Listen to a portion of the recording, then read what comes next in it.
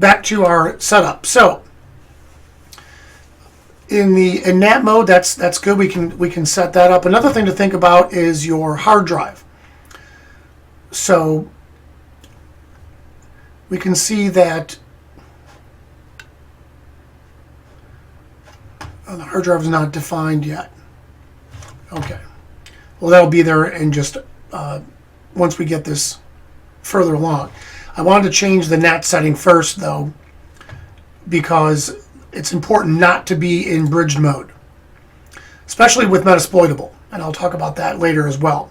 But bridge mode is bad for doing security testing, for hosting vulnerable VMs, because now that virtual machine will get an address on the same network as the one that you're on.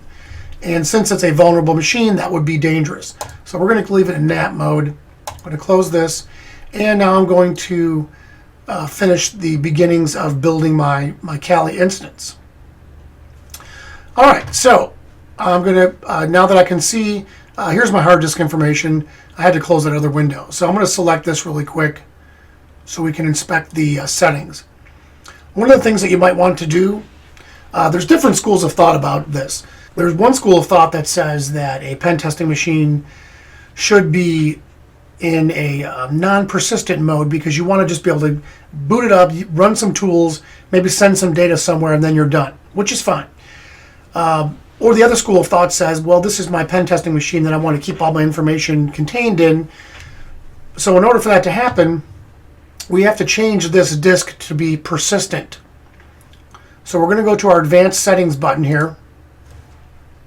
I want to make the disk independent, which means that it's not affected by snapshots. So if you were planning to snapshot your Kali instance and revert to it back, revert back to that later, this won't be an option.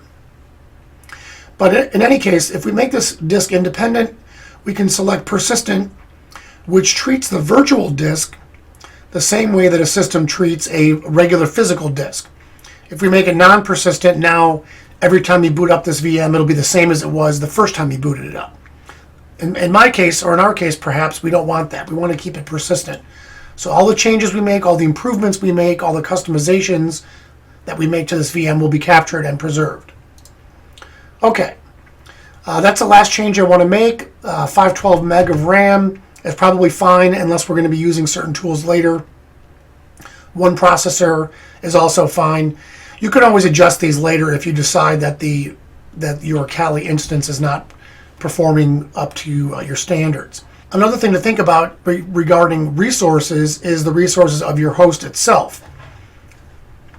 If you're running Player or running Workstation on a reasonably fast Windows 7 machine or Windows 10 like I'm running, and you probably want to have about 8 gig of RAM.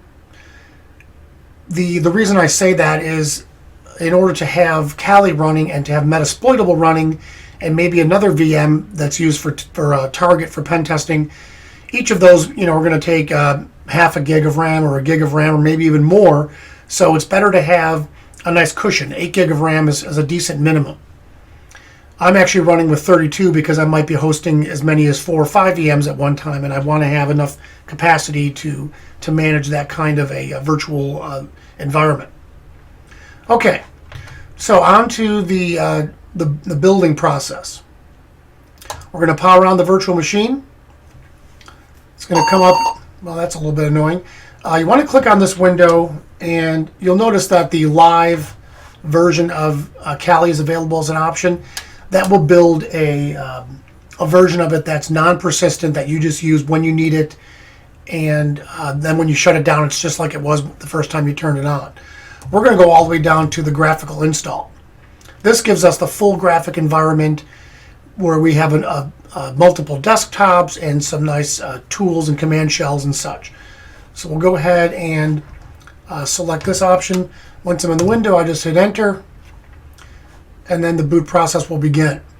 I'm not going to have the video running for the whole boot process. Most of you will be familiar with some of the settings that are required. For instance, we have to pick our language. You pick your country, and so on. So I'm going to go ahead and pause here.